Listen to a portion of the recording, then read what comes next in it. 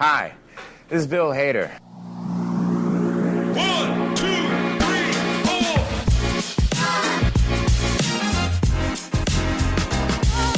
4. Bill Hader.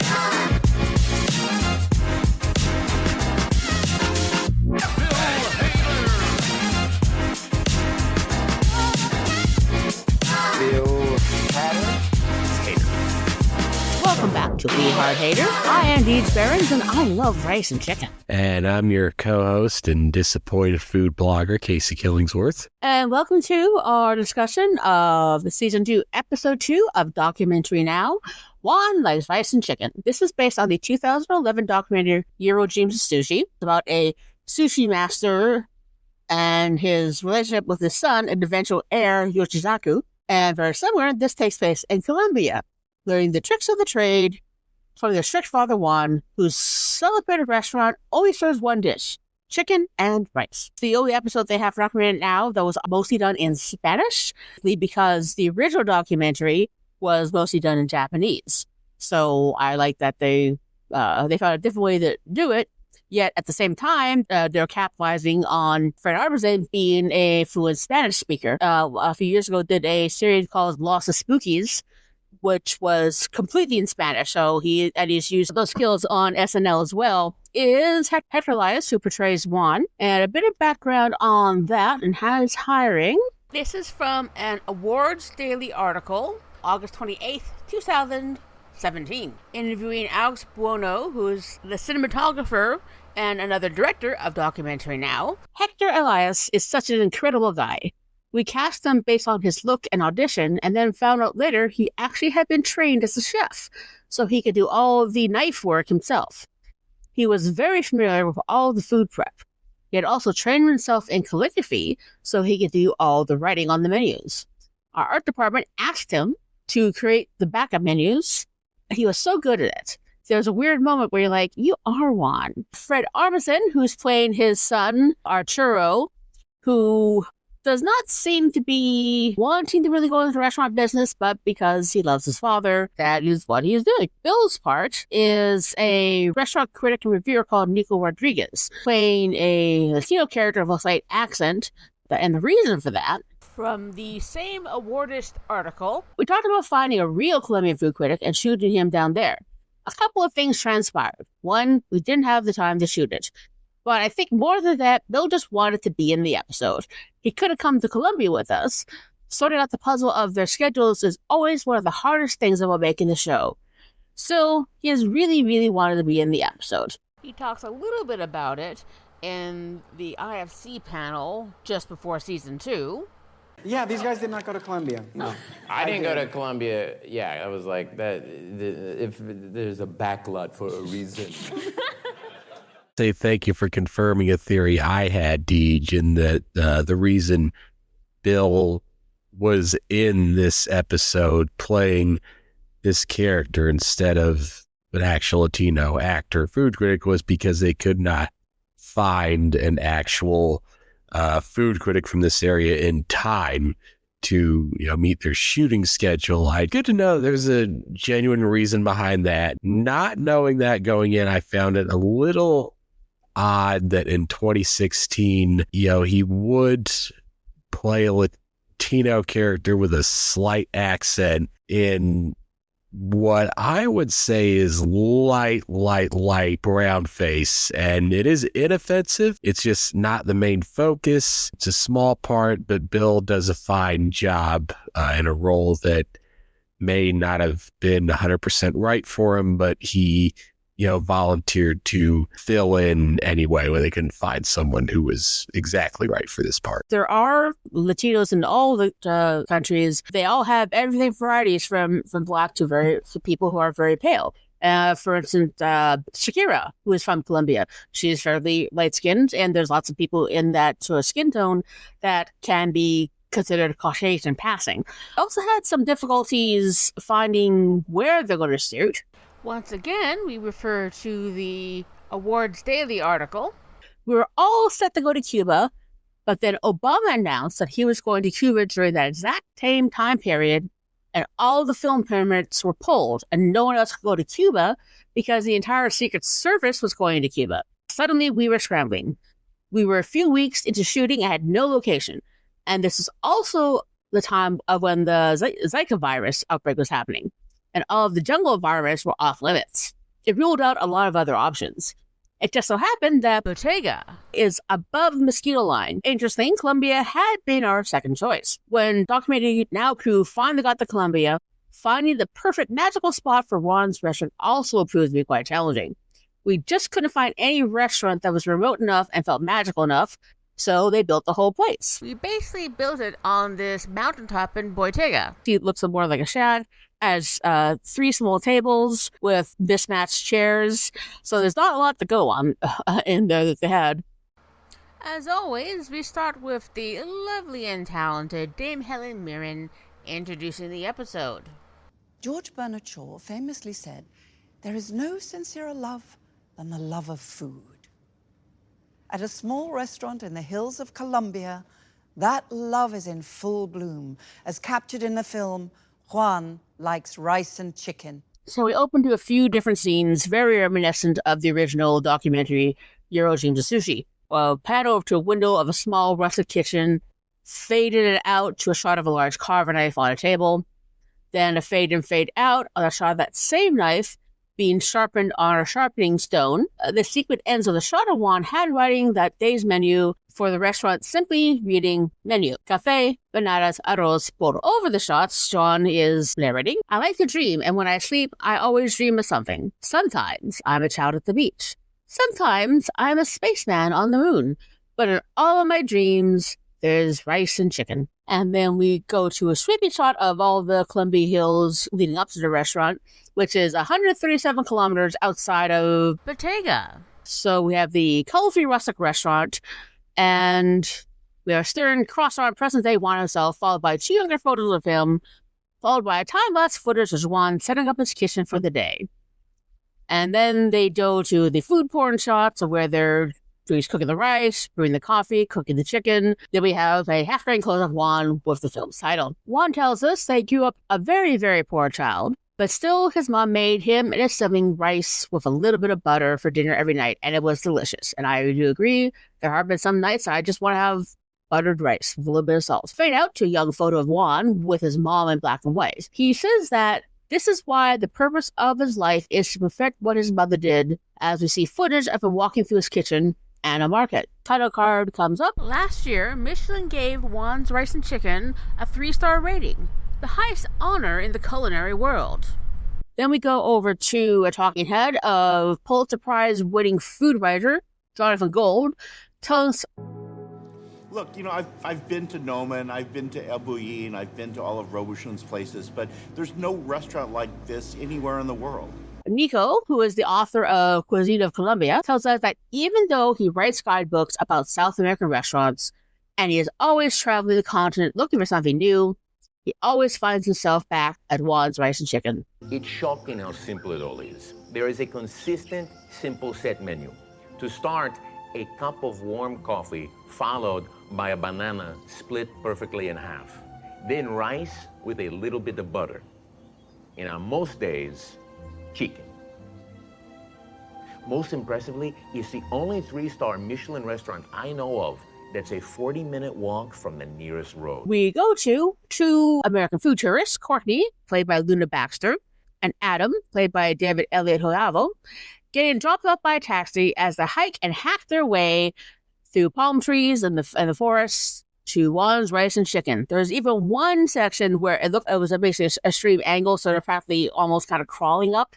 So they have to go through a lot of effort just to get to this place. Now, they were excited about Juan's Rice and Chicken since they've read about it in what she thinks was Chumpzilla. Adam says what they love more than the taste of cuisine is the authenticity of style and honesty in preparation, which makes this a big deal for them. Adam says they should have brought water after all that hiking, and even Cody says, well, that wasn't on the reviews. Yeah, I'm going to comment on that. This is a very blatant stab at some of the presumptuousness of a lot of the food bloggers. Like, wouldn't it occur to you if you have to walk a long way to get to the actual restaurant that you might want to bring water with you? Of course, as they say, common sense is not necessarily common. Juan says it's important to love what you do, as he has handed a pastry bag, and this is used to put a dollop of butter on a ball of rice on the plate. For some reason, that might have been my biggest visual laugh of the episode, just using a cake decorating bag to, a dollop of butter on just a plate's worth of rice.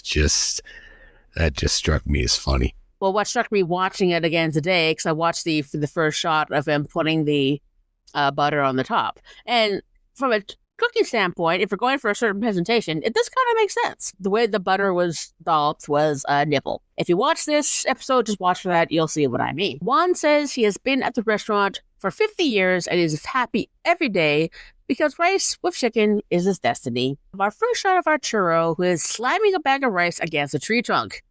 He says that most restaurants grab the rice directly from the bag, but Juan believes the rice needs to be softened first. As he's softening the rice bag breaks, and all the grains fall on the ground. And in the caption, it states that Arturo has been working as his father's apprentice for 10 years. And they show a photo of younger Juan holding Arturo as a toddler. Arturo narrates this shot by stating that his father has a gift. And if you don't have a gift, well, you have to work harder.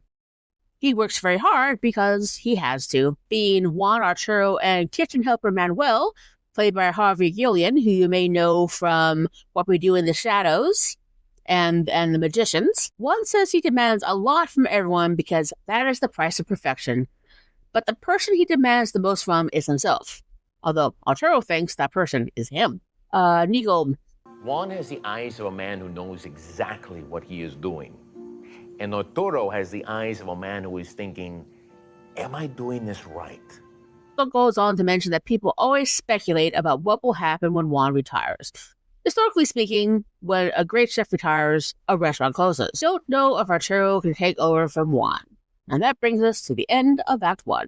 Before I get into Act 2, my first impression before I rewatched this was that this was a Fred Armisen heavy episode, so it seemed like it was going to be another Armisen centric idea. A bit surprised to find that Seth Meyers was the only credited writer. It's just so very focused and rooted in Latin culture that I thought this would have been purely Fred's idea, but now I'm thinking that if nothing else, maybe Fred pitched this at like a writer's retreat to Seth and Bill. It was a more collaborative process with everyone else pitching something, and Fred was there to pitch things that would be more authentic to that culture and that style of cuisine. Do you have any response to that before we move on? I do agree with that, because they want to do something in a different language, because that was what your documentary was like. It's just a simple matter of taking advantage of the fact that Fred Armisen is fluent in Spanish. And also, throughout the entire series, it is a very collaborative process, because you mentioned the writer's retreat, which is one thing they do at the beginning of each season. A lot of people will come up with different suggestions, and it's not something where Fred is imposing his will and we have to do this episode. It's just this being in Spanish seemed a natural progression based on what his skill set is. Act 2 begins with David Chang, another famous chef and founder of Momofuku, playing himself. And his interview is just intercut with patrons being served and seated, including Courtney and Adam most prominently. Juan's rice and chicken, you couldn't believe that something so simple could taste so deceivingly complex and delicious. I mean, how the hell do you take 4 ingredients and translate that into 3 Michelin stars? I mean, it's superior technique. And Deej, I believe you have a note on Momofuku.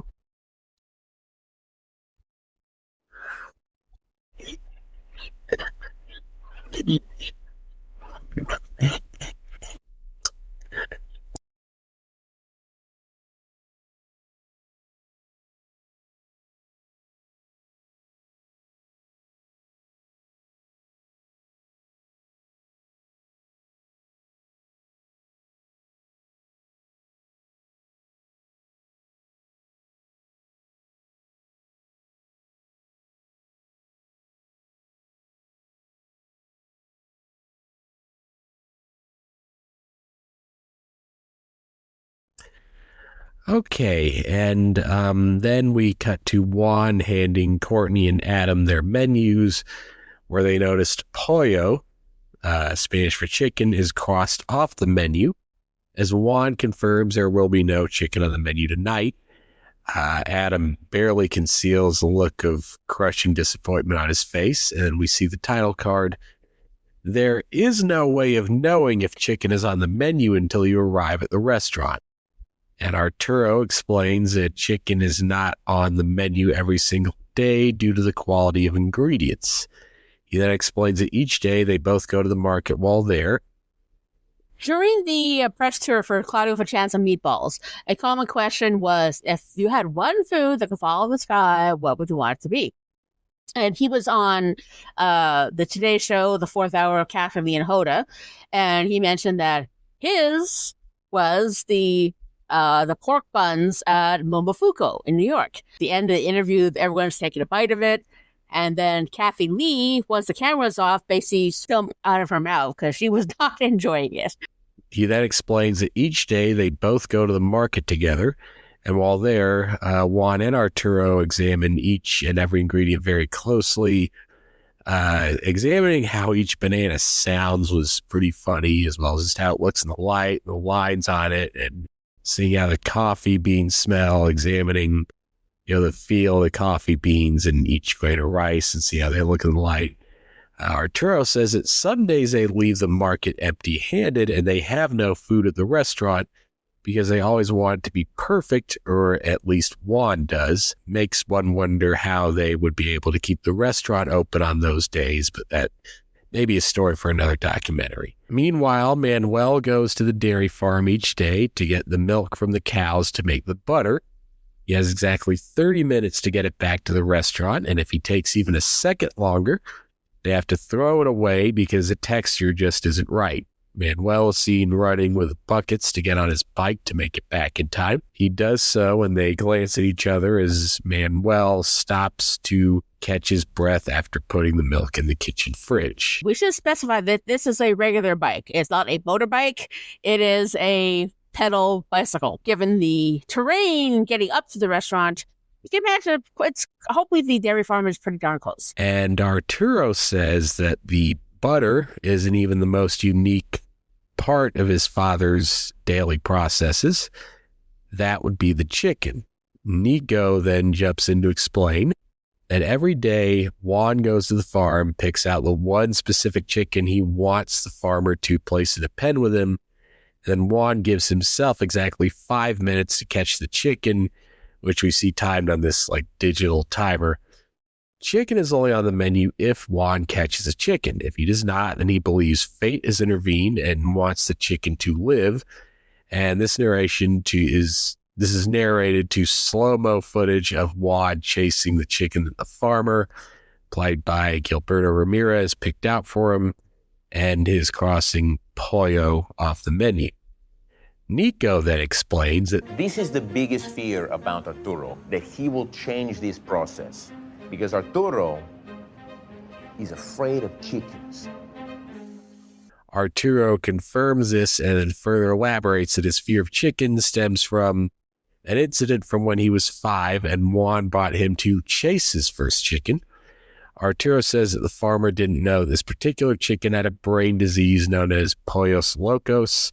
It scratched and bit him on the chest when he picked him up, leaving him still visible scratch on his chest, which he tugs on his shirt to show us. Arturo says it is his duty to overcome his fear of chickens as Juan's son. Juan then says his other son, Diego, was never afraid of chickens before he passed away. Then Arturo clarifies that Diego is not actually dead. And then we cut to a totally different, more traditional, mainstream, family-style South American restaurant with lots of loud music playing, run by Juan's eldest son, Diego, played by Luis Fernando Hoyos, who tells us that he always thought food should be fun and enjoyed in a fun environment, which is why he started his own restaurant called Diego's Fun Restaurant, where loud live music is played, which carries over the next scene. As Diego says, his customers are handed a menu with a marker to choose what kind of side they want with their rice. They can have rice with chicken, or with beef, or with chicken and beef, or tomatoes, or eggs, or even Skittles. They have many different options for what kind of salsa they want. They can choose teriyaki, or barbecue, or even peanut butter or ranch dressing. And then he mentions a specialty called Diego's Delight. And as he says this, we see footage of him mixing in some Captain Morgan's rum with just regular tomato sauce, which I'll admit is another funny visual. Diego says as long as the customer is happy, then he is happy and everything's all good. And then we see a shot of Courtney and Adam looking much happier than they were at Juan's Rice and Chicken. Diego then says his cooks are relaxed because they're not worried about every small detail. Their only rule is have fun. Other than that, there are no rules. And Diego asks rhetorically, do you know how many rules my father has? And then we cut to Arturo telling us that all the coffee beans at Juan's Rice and Chicken must be buried in a hole in the dirt for an hour before making the coffee because he believes this gives the coffee an earthy flavor. And Juan himself explains that when he first opened this restaurant, he would massage each chicken breast for 20 minutes before serving. Pretty soon, 20 minutes became 30, and then 30 became 40, and now the chicken breasts are massaged for 1 hour each day before being packed into a high-pressure air gun cannon and fired at the wall. We see this in slow-mo. They say this brings a chicken to perfection, and that is the end of Act 2. Oh, yes, more of these weird rules. Now, part of this was inspired from the original documentary because there was a specific time that Euro would massage the octopus. That they go from increasing the massage time to the final one where they're basically doing like a chicken t-shirt cannon. But just have to go through all this massaging and then doing like a cannon thing. It's just, this is where the comedy is coming from. It's enhancing simple things and taking them to a ridiculous level. We begin Act 3. We go to a scene with Manuel preparing the bananas. Manuel says it was a great honor to be put in charge of the bananas, but I didn't realize it would be so difficult to examine and then peel them slowly and perfectly enough as to not harm them, and then cutting them perfectly to Juan's exact standards, so he doesn't throw them out. Manuel recalls the first time I ever brought Juan a bucket of bananas and he threw them all away. The second time, only 1 or 2 bananas were good enough to serve. The first time Juan told him all the bananas were perfect, Manuel began to cry so hard, Juan gave him the rest of the day off, which I think is deserved. Nico is commenting that all chefs work hard, but Juan has sacrificed his entire life for his crafts, that Juan hasn't missed a day of work in 35 years. Juan has suffered 3 heart attacks, and each time he just toughed it out and refused to go to the hospital until the last customer left, checking himself out of the hospital only the next morning. 5 years ago, Juan's life left him for their neighbor, and 3 years after that, he ran into them on the street and said to her, "Where have you been?" He didn't even notice. Nico then adds, so for Juan, It is impossible to accept anything less than a life's commitment. Juan says he has to push Arturo a little harder, because unlike Diego, cooking was never Arturo's passion. Diego was born to work in the kitchen, but Arturo went to college in America to study mass media, and then he joined the Improv Olympics. Juan says that once Diego left, Arturo realized his true duty was to come back home. Diego tells that he had an offer to open up a second restaurant, and that he calls Arturo every day to tell him this, offer him a job at either one so he can learn the business, as one of those restaurants will be his one day. Juan says he does not think Arturo has the passion or the dedication to become a great chef, but he is a good boy. Guy who realized, okay, this is a family legacy, my other brother is not just doing his own version of this. Somebody has to carry this on, so it's going to have to be me. Arturo tells Manuel how he was taught to think quickly as if he were to improvise and demonstrate this technique by doing various things with banana, like using it as a phone, a gun, and the mustache, so basically showing off his improv skills. Manuel uses one as a pretend dentist drill on Arturo until the sound is heard of some tapping or knocking a utensil on a wooden surface. Juan walks in the room, and Arturo and Manuel both silently and reverently get back to work. And then we go back to Diego working in his own restaurant. Staff behind the scenes, as the director, asks him if Juan has ever been to Diego's Fun restaurant. Diego says Juan has never been, but although Juan is very busy, Diego says it would be marvelous if he were to come by. Then we show Arturo and Juan at home. Juan is eating a late-night meal of his own in front of the TV. Arturo says he spoke with Diego today, to which Juan replies facetiously, asks Arturo if it was a seance. Arturo says no, to which Juan asks him to stop because he doesn't want to hear any more about Diego. And Arturo and Juan are getting to single beds in one room opposite of each other, so his entire life is up at the restaurant. And this concludes Act 3. Act 4, the fade in on Arturo as he drives his truck, telling us that Juan had a heart attack this morning while chasing a chicken, so he is driving to the hospital to bring him to work because they don't want to release him, which is stupid. This is followed by an establishing shot of a Colombian hospital complete with foreign-sounding sirens and a title card saying, "The doctors refuse to release Juan from the hospital. Tonight, Arturo will oversee the restaurant as head chef for the first time." Fade into a totally different shot of Arturo driving, apparently vomiting on the side of the road, which you can barely tell is happening unless you listen closely to his coughing and heaving, and I appreciate how subtly that was done. Just sitting in his truck with his hand against his forehead, looking deeply worried.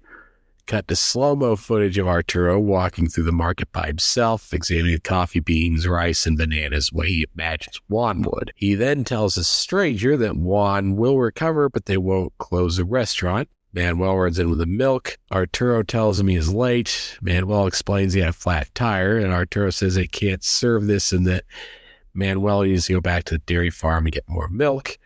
And Manuel asks about the chickens. Arturo says he'll catch one himself. As Arturo picks out a chicken, Nico says, You know, they call a man who is afraid a chicken. So what do you call a man who is afraid of a chicken? I mean, can you even call him a man at all? And we cut back to Arturo standing in the corner of the pen, looking nervously at the chicken in front of him, feebly chasing after him. And we cut to Arturo driving a pickup truck with a self-satisfied smile on his face and pan down to reveal a live chicken in his lap. We cut to footage of Arturo and Manuel massaging the chicken breasts and firing them at the wall out of the air cannons as classical string music plays. Then we see Arturo cooking the chicken and throwing loose rice against the tree with Manuel. Then a shot of Arturo putting another tiny dollop of butter on a half ball of rice on a plate, grind the coffee beans, make coffee. We then see that Diego enters the scene because he has stepped in to help out around Juan's restaurant as he cheerfully greets Arturo and Manuel just before they start serving that night's customers. Diego explains that since Arturo had to step in and do their father Juan's job, Manuel had to step up and do Arturo's job. So Diego is stepping in to do whatever else is left to keep Juan's restaurant going strong, because that's what family does for each other. We fade out on Arturo, Manuel, and Diego having a coffee break of their own, and fade in on the following title card. Juan missed 1 full month of work. While Juan was gone, Michelin revisited the restaurant. They retained the 3-star rating and noted that it was the best chicken they had ever been served at the restaurant. We then fade in on Arturo standing in a similar pose to Juan at the beginning of the film. His life's work isn't rice or chicken, but rather to improve, getting a little bit better every day. And as he says this, the following chyron appears. On Arturo's birthday, Juan closed a restaurant for the first time in 53 years, and they had dinner at Diego's Fun restaurant. And that last sentence is visually accompanied by Arturo walking Juan into Diego's restaurant, where Diego greets him with a hug. Diego says that after his visit, he had some complaints and critiques. Chicken was too dry, rice was overcooked, music's too loud, staff was careless, but his plate was empty, so he did eat everything. And over the credits, Arturo tells the director that Juan has been back for a month and is going on his first ever vacation. Juan says he's going to visit his sister who lives in Miami, who he's never visited before. Juan tells the director he's feeling great when prompted. Arturo says sometimes he thinks Juan faked his heart attack.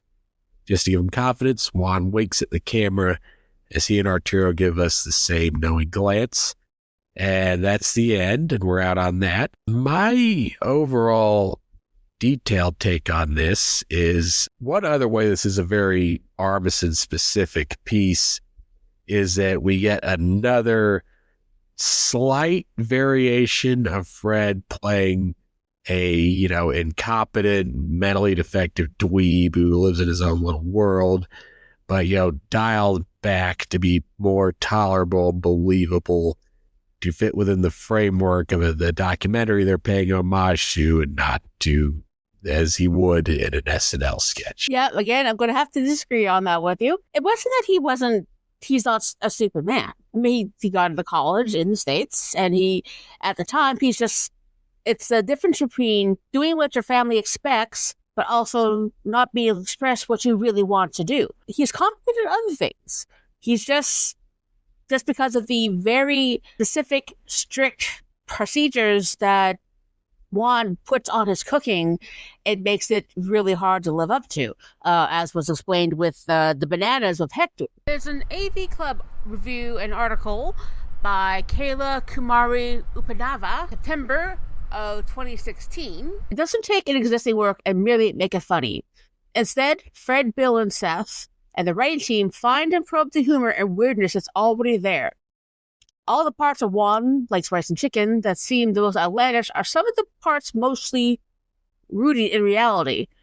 From a Dead a Geek article of same month in 2016, the whole thing is essentially about a family just trying to support each other, trying to live up to expectations, yet they still got their own wants and needs. And it's just nice that in the end that he faked the heart attack, so he just given that confidence. Just, okay, there's no one else that's going to do this. I'm going to have to just get this done.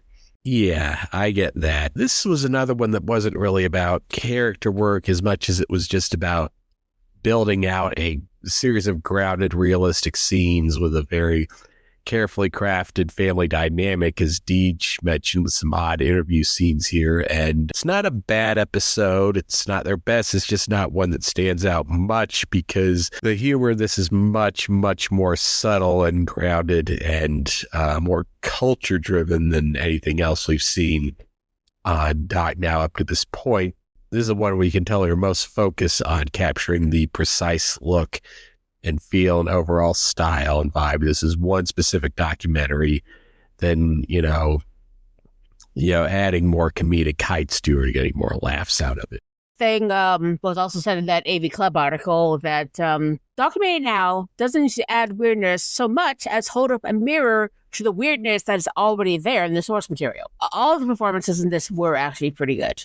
Were great. Even being in Spanish, I still caught some subtleties in the emotion. And this may be a small thing to some people, but for me, with as crappy as my eyes are, I did very much appreciate the readable size of the subtitles. It would have been nicer if they got someone who is Colombian to do. Personally, I love them in this one because not only does he look good, he doesn't go over the top of the accent. He says something very, very subtle. Because the one thing that Bill has always been, he's always been very respectful to other lifestyles and cultures. And now, yes, in the past, maybe that didn't appear that way.